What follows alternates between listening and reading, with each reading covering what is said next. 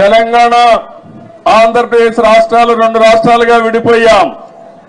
విడిపోయిన తర్వాత 10 సంవత్సరాల సుదీర్ఘ పరిపాలన రెండు రాష్ట్రాల్లో జరిగింది. అనేక రాజకీయ మార్పులు చేర్పులు కూడా వచ్చాయి. మీరు చూస్తే నేను ముఖ్యమంత్రి అయినప్పుడు మొట్టమొదటిసారిగా 2014లో రాష్ట్రం విడిపోయినప్పుడు తెలంగాణ ఆంధ్రప్రదేశ్ తలసరి ఆదాయం 35% వ్యత్యాసం. అంటే తెలంగాణ 35% తలసరి ఆదాయం ఎక్కువ ఉంది. దానికి కారణం హైదరాబాద్ నగరం.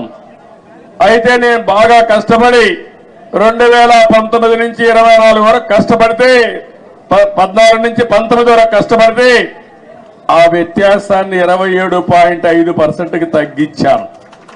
అంటే 35 నుంచి 27.5 అంటే 7.5%కి తగ్గింది.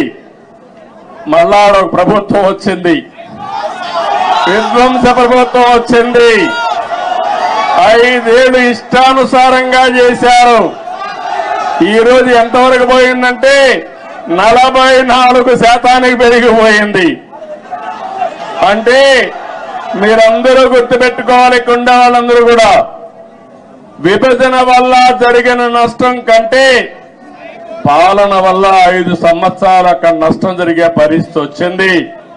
అదే ఈసారి రాకపోయింటే తెలంగాణకు ఆంధ్ర రాష్ట్రానికి 100% వ్యత్యాసం వచ్చేసేది. కానీ ఒకటే నేను కోరుకుంటున్నా, తెలంగాణ ఒక స్థాయికి వచ్చింది. దేశంలోనే మీరు ఒక్కసారి ఆలోచిస్తే హైయెస్ట్ పర్ క్యాపిటా ఇన్కమ్ ఉండే రాష్ట్రం తెలంగాణ రాష్ట్రం. పెద్ద రాష్ట్రాల్లో 3,08,732 రూపాయలు తలసరి ఆదాయం గుజరాత్ కంటే ఎక్కువైంది, మహారాష్ట్ర కంటే ఎక్కువైంది, కర్ణాటక కంటే ఎక్కువయ్యే పరిస్థితి వచ్చింది. ఇప్పుడు ఆంధ్రప్రదేశ్ చూస్తే 2,19,518. ఏదైతే ఈరోజు నేను ఒకటే ఆశిస్తున్నాను, తెలంగాణ ఒక మంచి బేస్ వచ్చింది.